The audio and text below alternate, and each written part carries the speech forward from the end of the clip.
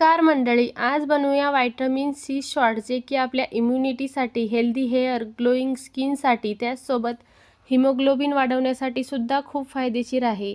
एकदाच बनवून ठेवले ना तर आपण याचा आठवडाभर आरामात वापर करू शकतो। त्याच्यासाठी इथे मी कच्ची हळदी घेतलेली आहे, पिलरनी पील करून घ्यायचं आणि छोट्या छोट्या तुकड्यांमध्ये कापून घ्यायचं। आलं सुद्धा अशाच पद्धतीने कापून घेऊ।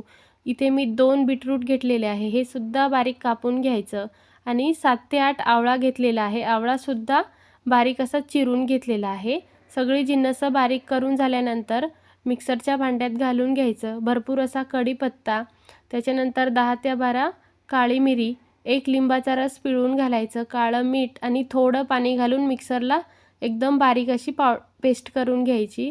त्याच्यानंतर अशा पद्धतीच्या गाळणीनं गाळून घ्या किंवा कॉटनच्या कपड्याने गाळून घेतलं तरी चालेल। हे शिल्लक राहिलेलं फायबर आहे, जे की आपण उन्हात वाळून गरम पाण्यात मिक्स करून घेऊ शकतो। त्याच्यानंतर तयार केलेलं ज्यूस मोल्डमध्ये टाकून घ्यायचं आणि साधारण एक रात्रभर डीप फ्रीजरमध्ये ठेवून द्यायचं। आणि बघू शकता मस्त असे आपले व्हिटॅमिन सी शॉट्स तयार झालेले आहे। डिमोल्डसुद्धा अगदी छान होतात आणि अशा पद्धतीच्या एअरटाईट बॅग किंवा एअरटाईट कंटेनरमध्ये ठेवले ना तर फ्रीजरमध्ये साधारण 8 ते 10 दिवस टिकतात आणि आपण हे आरामात रोज सकाळी वापरू शकतो।